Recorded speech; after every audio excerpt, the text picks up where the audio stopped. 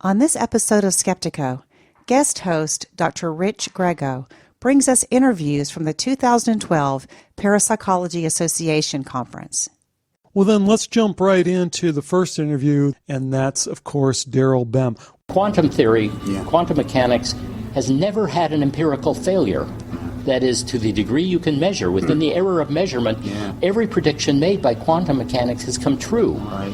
The thing that so boggles the mind of physicists in the 20th century was no one knows how it works. Yeah. So even Feynman, who won a Nobel Prize for all of this, said, stop beating yourself up by asking, but how can this be? Nobody knows how this can be. And psychologists and non-physicists generally don't know that conundrum exists in physics. They say, well, I don't have the mathematical knowledge to know what quantum mechanics is. They should give themselves more credit. No one knows. Stay with us for Skeptiko.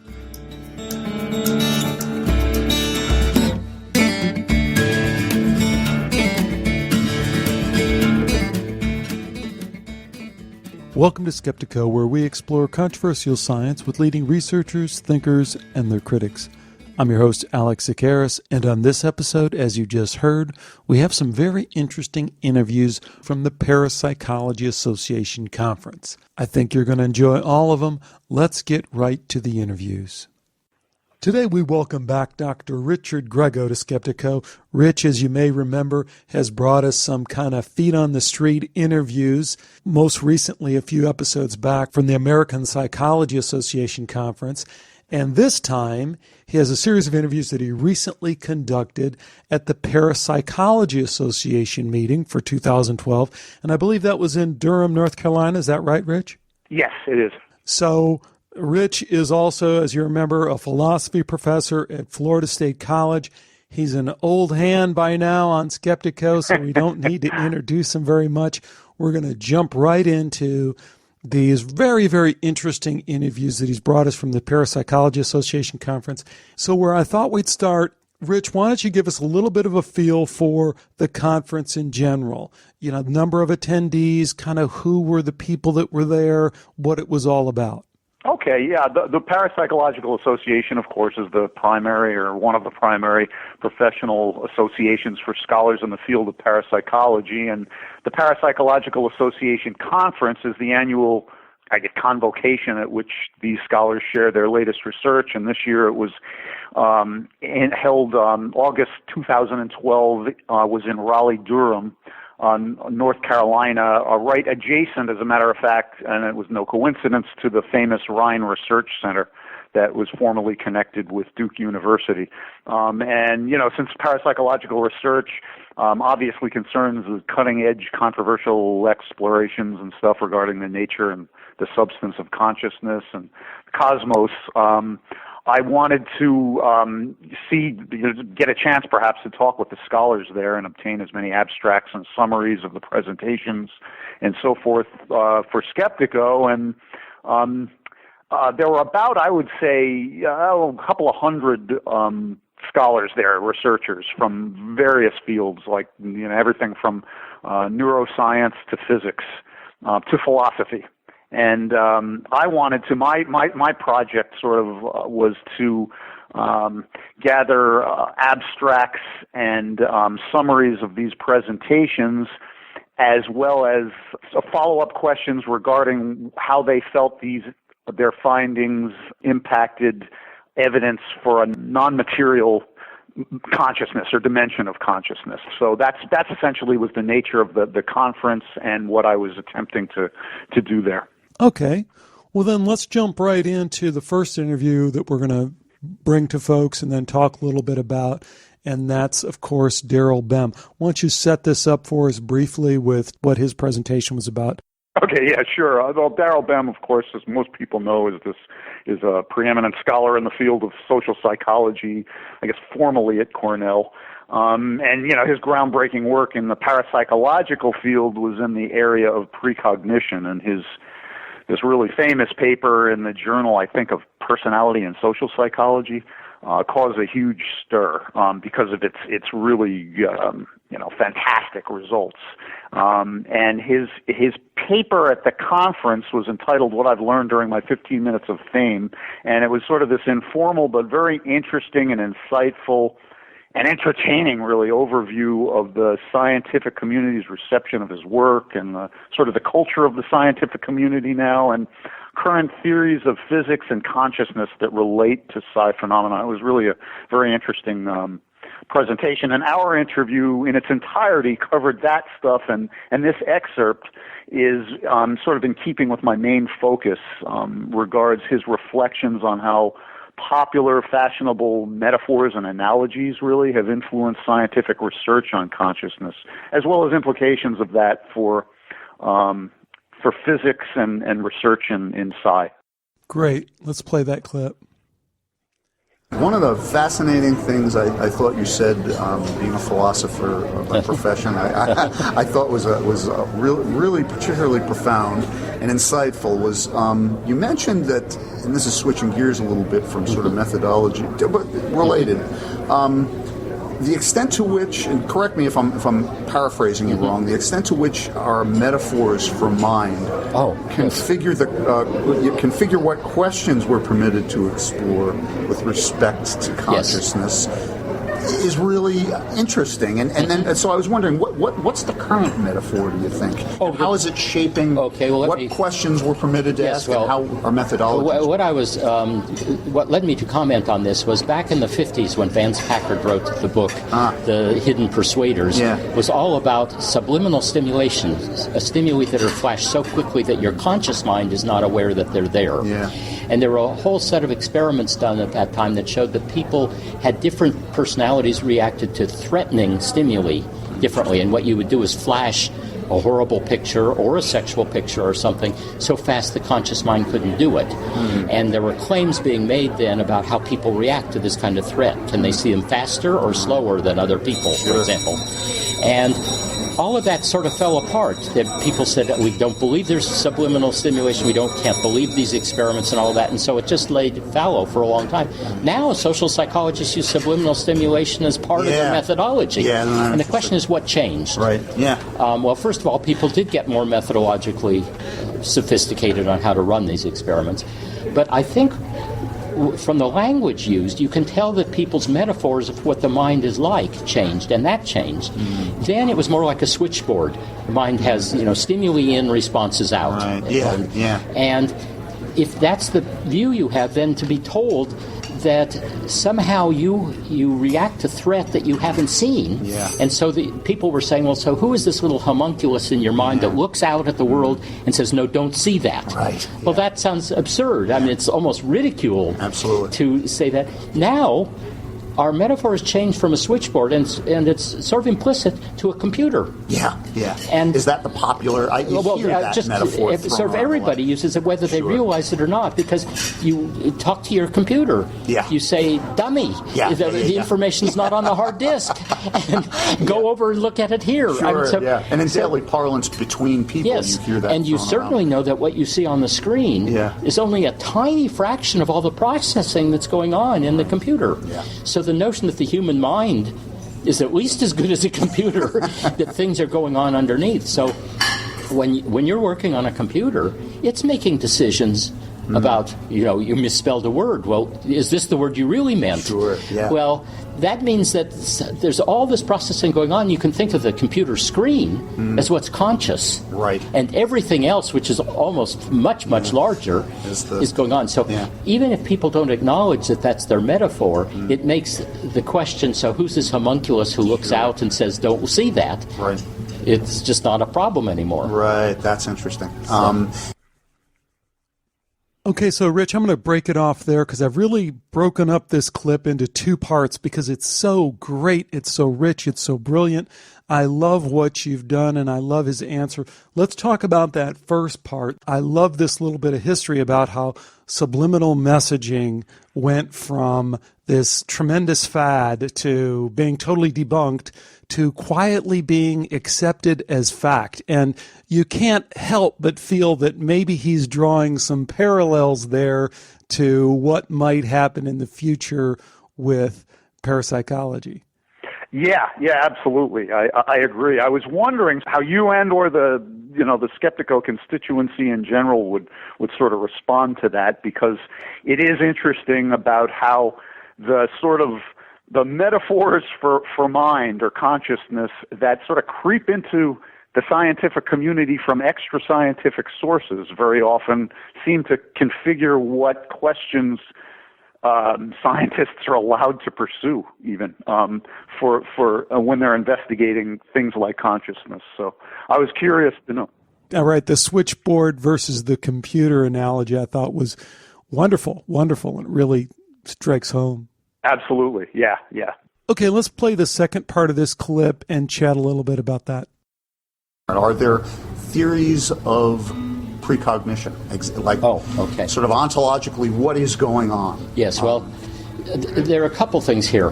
First of all, physics had its moment of embarrassment but extraordinary knowledge in the 20th century. Right. And so quantum theory, quantum mechanics, has never had an empirical failure. That is, to the degree you can measure, within the error of measurement, every prediction made by quantum mechanics has come true. Right. The thing that so boggles the mind of physicists in the 20th century was no one knows how it works. Yeah. So even Feynman, who won a Nobel Prize for all of this, said, stop beating yourself up by asking, but how can this be? Nobody knows how this can be. And psychologists and non-physicists generally don't know that conundrum exists in physics. They say, I don't have the mathematical knowledge to know what quantum mechanics is. They should give themselves more credit. No one knows. No one has an understanding of the mechanics of how it works. And there were bitter fights with Einstein ending up on sort of the wrong side of the thing.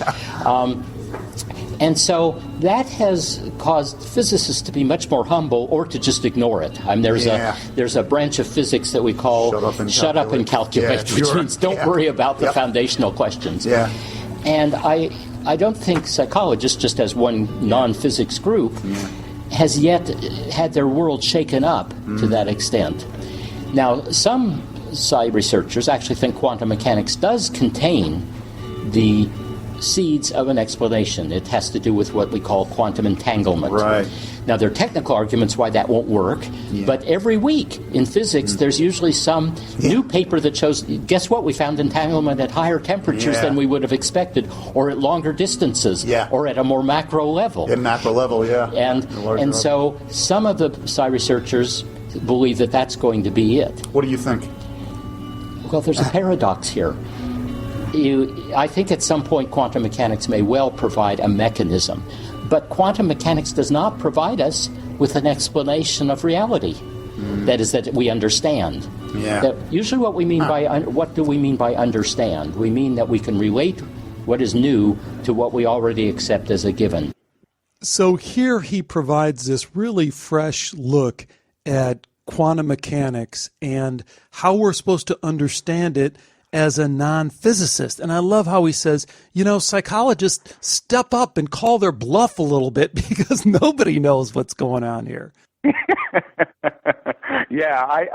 found that really interesting. And then in the interview I did, a few of the other interviews, people touched on that issue, particularly the one with George Williams that sort of directly addresses the psi and the problem of consciousness. I think that was his title. But I think that notion that a theory for non-material consciousness and psi phenomenon coming from quantum mechanics is just almost as old as the hills as far as research goes. And I'm familiar with how ideas like entanglement and complementarity and observer-dependent measurement and all these things they talk about sort of relate to consciousness studies, but I always get the sense, and I think maybe this is what Daryl Bem thinks as well, that quantum physics, in a sense, just sort of pushes the problem of reconciling a mechanistic material brain with a subjective, intentional, qualia-laden consciousness just one step further back,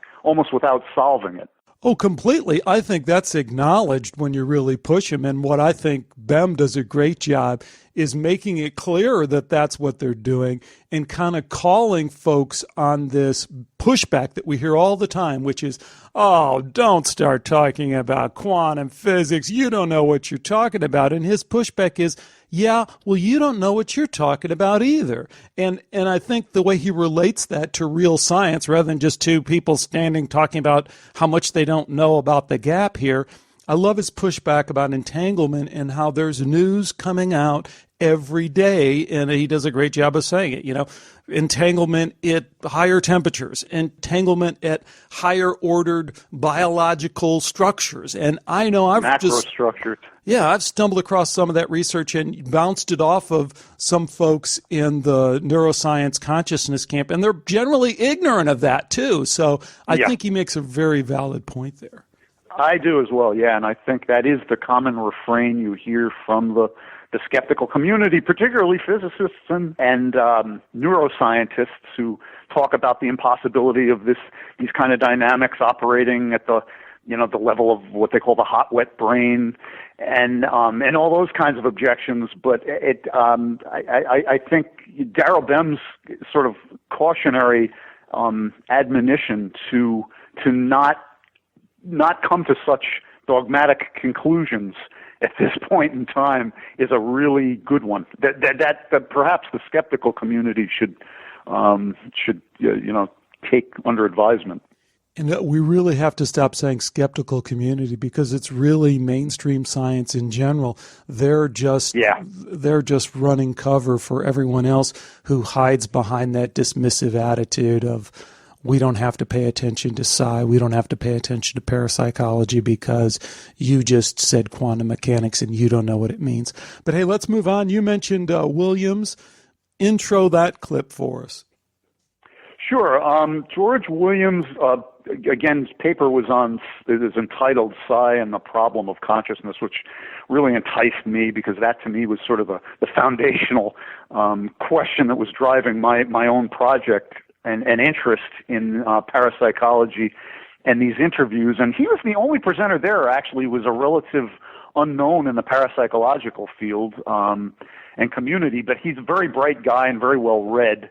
I think by training he's an economist rather than a psychiatrist or neuroscientist or physicist or anything, but his overview was a very good philosophical discussion about how empirical research, like the global consciousness problem in the larger interview, he talked more about that, and in his presentation he's particularly interested in that, how that kind of research speaks to the traditional mind-body debate. And he suggested that a theory for psi phenomenon and for non-physical consciousness generally might well come from quantum physics. And his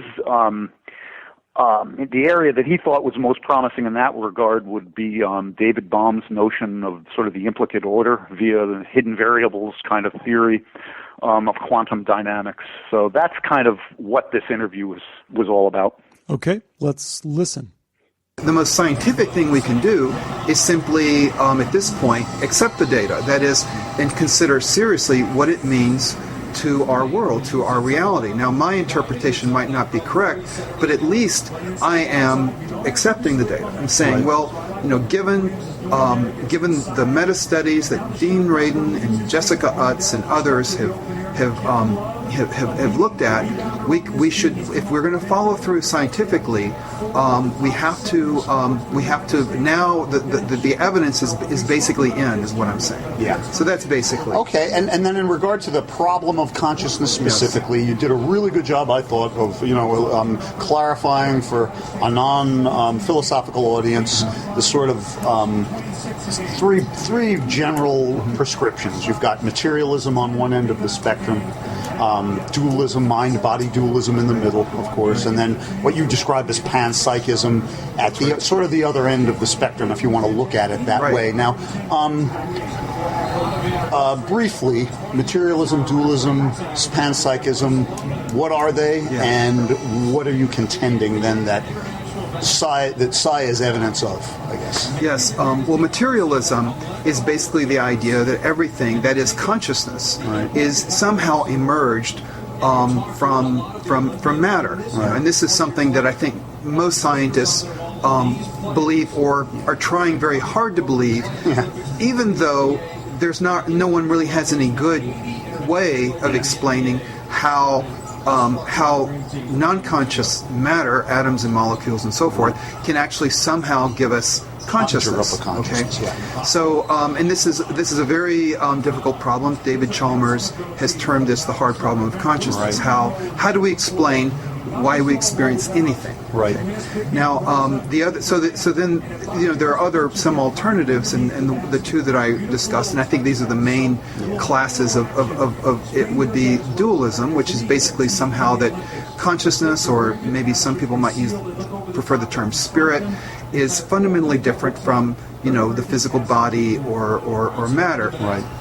And so, as I mentioned, the challenges of those who favor dualism is to try to explain how these two fundamental substances can interact with one another. Right. And then you've got what I term panpsychism, and I also used another term, neutral monism, and I think they're very closely related. Yeah.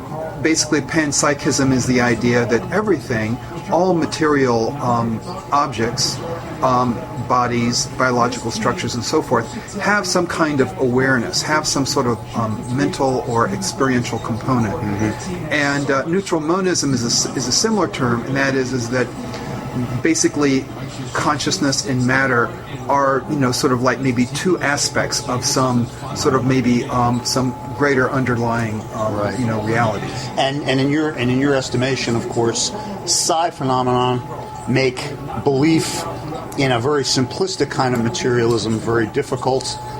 Yes. Whereas one of those other two alternatives, either dualism or panpsychism, obviously comports with the evidence we have from of psi better. Yes. The psi experiments, such as, for example, the Gansfield experiments, and there have been meta-studies which combine all those different studies together and find that the results are very robust, that the effect size does not diminish, and I think Daryl Bem's paper with Chuck Honerton, and also Daryl Bem gave a sort of a follow-up rebuttal to I think it was Wiseman, basically showing that if you follow the protocols that they've laid out, that you get very robust results. But anyway, in Gansfield, they use electromagnetic shielding to kind of like prevent any kind of electromagnetic transmission between sender and object. Okay. So there are really no sort of physical, there's nothing about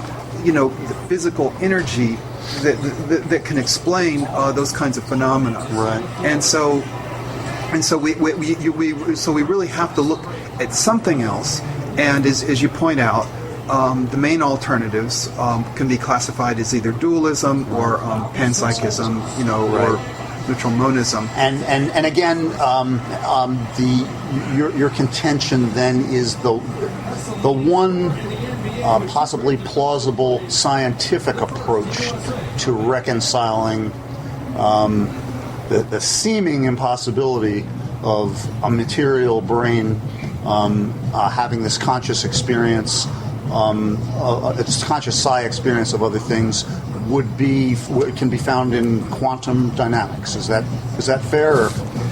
Well, quantum mechanics is a very sort of quantum mechanics actually has its own mysteries itself, right. And there are a number of explanations. But when you look closely at what's going on at quantum mechanics, those don't really fit very well with our normally accepted views of reality. World. Yeah, the physical world, in other words. Yeah. Yeah. Well, yes. What we could call, let's say, the Newtonian classical, ways of thinking about our world.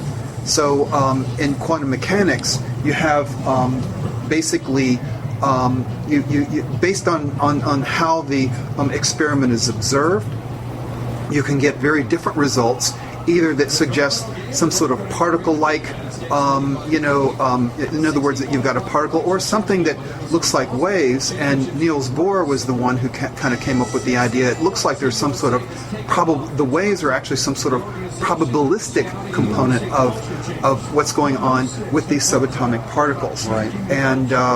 and as you probably are aware, many people seem to argue that the observation, that the observer-object relationship is so integral and so kind of like woven together that you actually presumably need to bring in something like consciousness to really sort of explain completely the phenomenon. Now, that's a controversial idea. Right. Not all physicists want to go there, but it's difficult to totally exclude that as a possible explanation. Okay.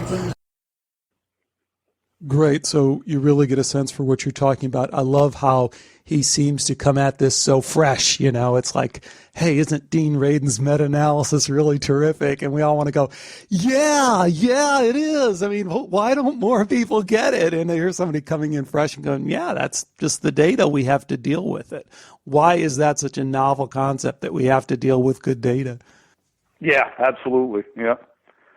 Yeah, I was wondering how you'd feel about what he was saying, and in a sense, I guess his insights aren't necessarily original, but I thought they were very well articulated, and something that I think, if you're looking at the implications of psi research in particular for what the nature and character of consciousness might be, I thought he did a really good job of sort of placing it on the spectrum there. Right. And, you know, the big takeaway for me, all that is materialism is dead. Materialism has been falsified for all intents purposes. It's falsified. And that's the really big step. And I think that's how he lays out the landscape as well. Mm-hmm. Yeah, I agree. Okay. So next, Athena Drewes. Dr. Athena Drewes is actually another fascinating person with a really interesting career. She's a psychotherapist by training, and she's actually worked in the past with Stanley Krippner and Chuck Honorton and some of these big names at the Psychophysics Research Laboratory at Maimonides during those famous experiments that Krippner did in the late 60s, I guess, at Maimonides Hospital. And she's... her clinical work, her clinical specialty involves work with children, and she has this ongoing project via a website, if I can remember the name, I think it's called perceptivechildren.org, in which she receives emails from children who, among other things, have these sort of paranormal or parapsychological experiences. And her presentation, she gave several presentations actually at this convocation, but the one that I focused on was this fascinating quantitative, qualitative sort of comparison between a survey of email correspondences that she has received on her website over the past year with a survey of letters to Louisa Rhine at the Rhine Research Center. She was a very well-known figure, of course, at the Rhine Research Center during the late 60s and 70s. And both of these sets of correspondences were from children and teenagers, and she uncovered some fascinating just demographic data regarding age and gender and the type of phenomenon they reported, and talked about the comparison contrast between them. So unfortunately, the excerpt I provide here is just a segment of the interview in which I asked her to respond to some of the potential criticisms of her findings and speculate about its implication regarding the nature of consciousness, of course. But the general, I guess you should understand it within the context of that general interview and the general subject that she talked about. Okay, let's give a listen.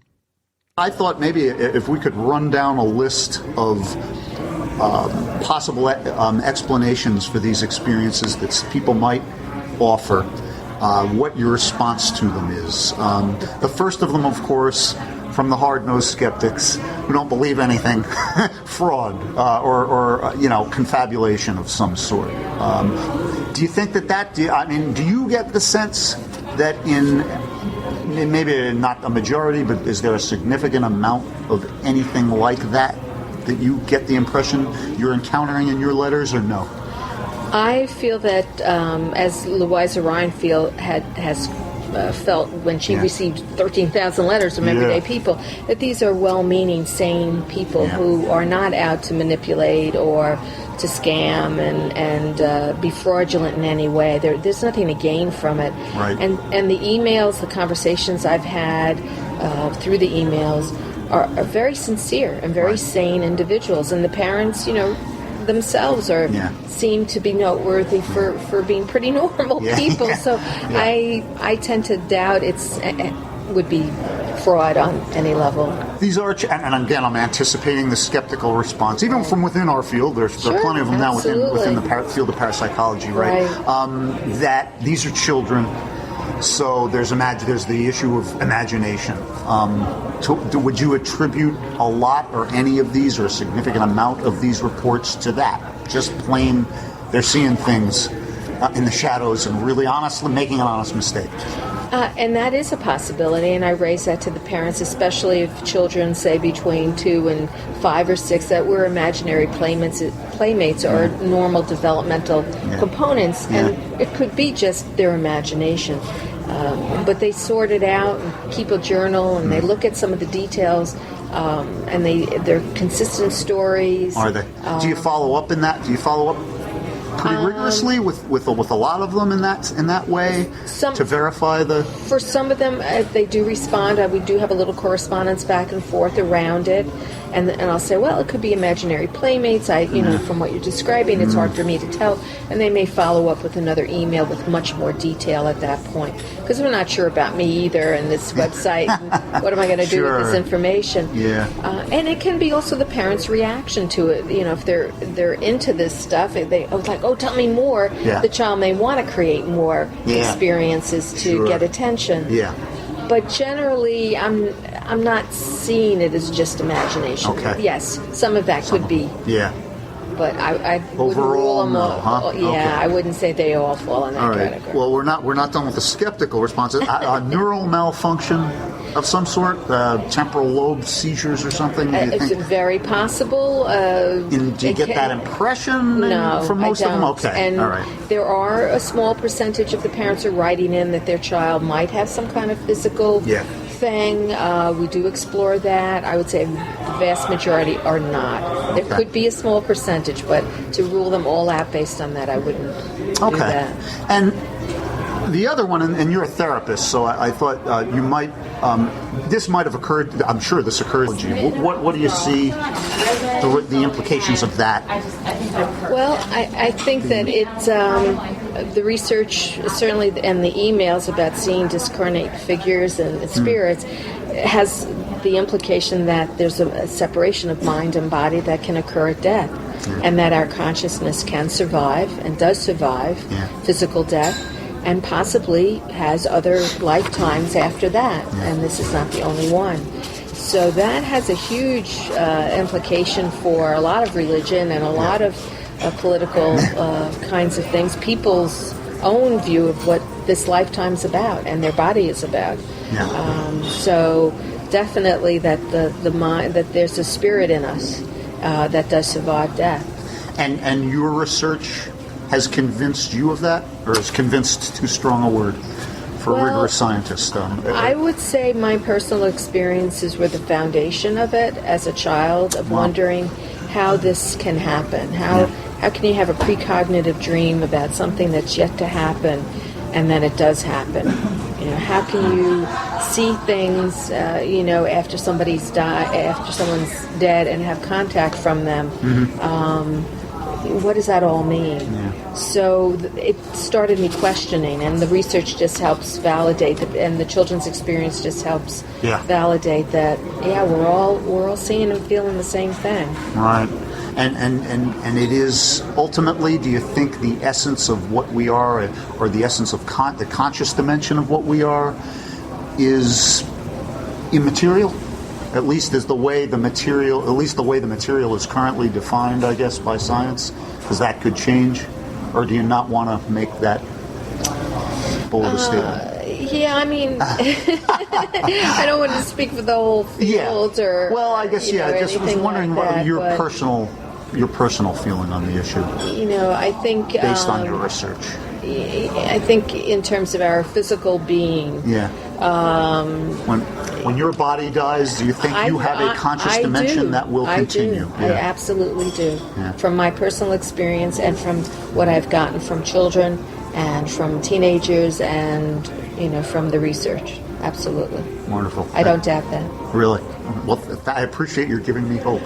It's certainly something, as long as you're sharing your personal reflections, it's something that I want to speak for the whole field and everyone in it and all the researchers, but I know from my life experience and what I've, the people I've come in contact with, the adults and children, absolutely, I would not doubt that one bit. That we not only survived death, but we have had other physical experiences in the past and possibly future. I see what you mean here, Rich. So what was your takeaway from where she winds up at the end of the day? Yeah, I think one of the things I think was interesting, and maybe this is sort of an upshot in general of one of my main takeaways, I suppose, or has to do with one of my main takeaways from all the interviews I've conducted, and that's that you can't really study psi phenomena specifically, let alone consciousness generally, without addressing the whole complex matrix of sort of psychosocial, cultural factors that encompass it, and that's ultimately what her presentation emphasized, and I think it's one that anybody looking at consciousness or working at the cutting edge of science in any field, has to keep in mind. I think science likes to consider itself this sort of divinely unperturbed, objective sort of enterprise that has nothing to do with anything else, and that's what makes it objective and impartial and unbiased. But I think to look at any kind of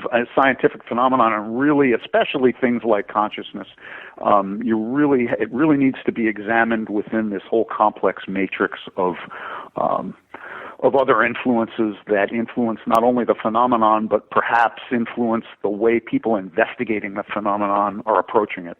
Awesome. And that's kind of a neat segue into the final interview we're going to bring folks, and that's with Van de Castle. You want to tee that up? Yeah, Robert Van de Castle, another fascinating guy, and incidentally, he was only willing to talk with me after consulting and obtaining a positive reference on my behalf from Andy Paquette, because he apparently has worked with Andy or knows Andy Paquette from other venues, and I had actually written apparently Van de Castle has had some bad experiences in the past. He's had a long, distinguished career, and he's had some bad experience with prominent, whatever you want to, skeptics or pseudo-skeptics, whose names I guess I'll leave out. But that I guess the name Skeptiko, when he heard it, kind of spooked him, and he didn't know if he wanted to talk to me or not. So Andy Paquette gave me a positive reference. But Van de Castle, Dr. Robert Van de Castle, he's a professor emeritus at the University of Virginia Health Sciences Center, I believe, and he's a former director of the Sleep and Dream Laboratory at the University of Virginia Medical Center too. And he, again, his specialty besides parapsychological issues is, of course, dream research. And he's just widely published. He's edited a SUNY book series on dream studies and dream research, and written a book called Our Dreaming Mind. And his presentation basically covered his reflections on how dream research can shed light on both parapsychological research and what the potentialities, I guess, of consciousness are, and it's along with quantum entanglement, how it needs to be looked at or examined as part of a matrix of other minds and the environment and the world and the universe and the cosmos of which it's a part. I guess that was the focus of his presentation. Great, and here it is. Consciousness is so broad, we can now start to gain access to deeper regions within our unconscious and program it, and through lucidity now speak without your stammer. Right. So you could now, like that movie that was made with the British king with the stammer. So now you can overcome that in a lucid state. Or you can now start experiencing the divine, because a lot of times the sensational light works, it's 1812 overture, or the 4th of July fireworks up in D.C. It's this incredible, explosive, beautiful kind of experience, and you can have that and think, wow, that's in me. Yeah. I have this wonderful, wonderful ability to experience so deeply, and you can appreciate some kind of a higher power. So it isn't like you get specifically, you don't become Catholic or Lutheran or whatever, but you really feel like there is some awesome power. It's a channel to spiritual experiences that you wouldn't ordinarily have, and that's currently a current sort of a hot topic in dream research. To get back to the original, to sort of sum up what you think maybe are the implications of your experience and your research as expressed in this paper, The Matrix of Entangled Dreams. What exactly then would you say, in terms of psi phenomena, is occurring in these dream experiences? Do you think? Let me back up for just one second. Okay. For the book, I chose the title of Our Dreaming Mind. Hobson, who had been the guy going with the hind brain, and that this was just all nonsense stuff, that the brain was trying to make a job of this goofy chatter coming through. His is called The Dreaming Brain.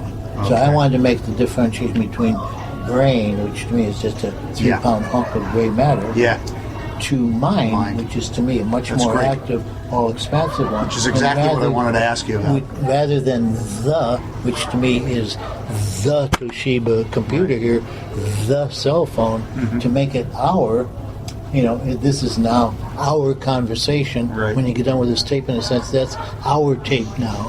And so I wanted to convey the collective quality of that. So I think, since everybody dreams every night, in your normal lifetime, you're going to have 100,000 dreams.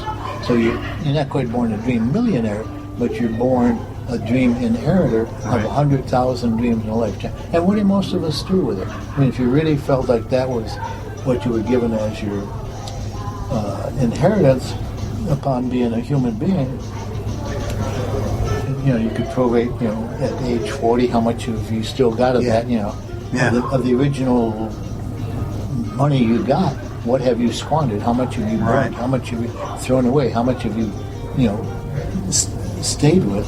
And so to me, the psychic dreaming is one aspect of that. You can get creative aspects and do writing and all the things we mentioned before, the poetry, the painting, the art, all of that kind of thing, inventions would be there. So, and with lucidity, you can now gain access to all of these other parts of yourself. So the psychic one, to me, is saying we all are truly connected. You're living inside your skin, I'm living inside my skin, but that at some level we're sharing our bodies. At some level we're sharing our mind. So great. What I love is he goes right there with the divine. I mean, that's one of my topics, as you know, and he's not afraid to throw that in the mix just as freely as he's throwing in shared consciousness and how that all might work together. And I really appreciated that. Yeah, me too. And he and Athena Drewes in particular were two accomplished sort of researchers there who weren't as afraid to and reluctant to speculate in that regard as some of the others. Even Daryl Bem, who eventually reluctantly, during the course of our larger interview, I wouldn't say admitted, he acknowledged that his research has led him sort of reluctantly because he began as a skeptic. He's very adamant about, and he calls himself still a skeptic with materialist leanings, but he said his research has led him reluctantly to thinking that consciousness probably has a non-physical dimension at the very least. I think he refers to it as non-local cognitive stimuli. I think he calls the non-physical dimension of consciousness. But Van de Castle and Athena Drewes were pretty open about their belief that a career and a lifelong career of research in this field has led them to to believe, based on empirical evidence, that consciousness, at the very least, has a non-physical dimension. Great. Well, those were some great interviews. I hope people enjoy them as much as I did listening to them. You know what? You've touched on maybe one question we can tee up for a forum discussion, and that's this psychosocial part of parapsychology and how we can't really pull that from any kind of little lab experiment we want to do of guessing ping pong balls out of a hat or whatever we're going to do. I think that's a great point. I'm glad you made it. Is there another topic we might tee up for discussion as a result of this conference? One of mine, I guess, related to that is sort of pertains to the character nature of what we call personal or self-identity versus just the nature, which I sort of look at as a sort of a subfield of consciousness studies. And I think similar to what we were saying, I think that, the more the non-material character of consciousness is established, it seems like the more the non-local sort of extended relational character of our personal identity itself becomes apparent. It seems to me that the concept of the person as an individuated, isolated, ego-centered sort of being that's bounded by a physical body is obviously an inadequate concept of the human being, of the person. And for us to really examine human experience and do justice to it, we have to look at the human agent of experience as, at least in the context of a larger environment or world or universe. So that's one of my that's one of the main takeaways I had from this interchange. Excellent. That's something we haven't really talked about, and I haven't fully contemplated, I think. So that'll be a good one to discuss. So thanks for bringing us that. Okay, so Rich, that was all good.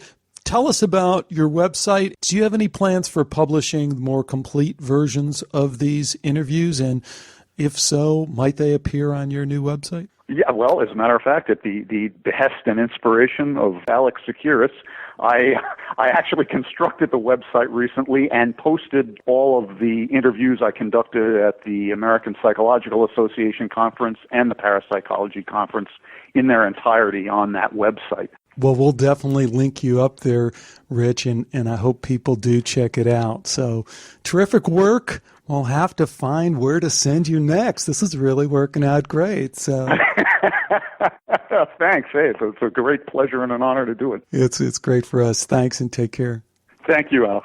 Thanks again to Rich Grego and all of our guests for all these interesting ideas. I think Rich did a nice job of teeing up some questions that we might tackle, so there's no need to go over that. I will direct your attention, as always, to the Skeptiko website if you'd like to find out more about this show or join us in that discussion we're talking about. The Skeptiko website is at skeptiko.com.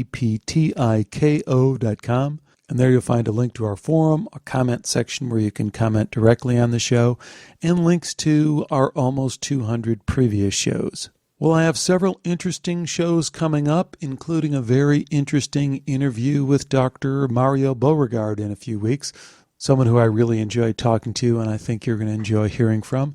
Stay with me for all of that. But until next time, take care and bye for now.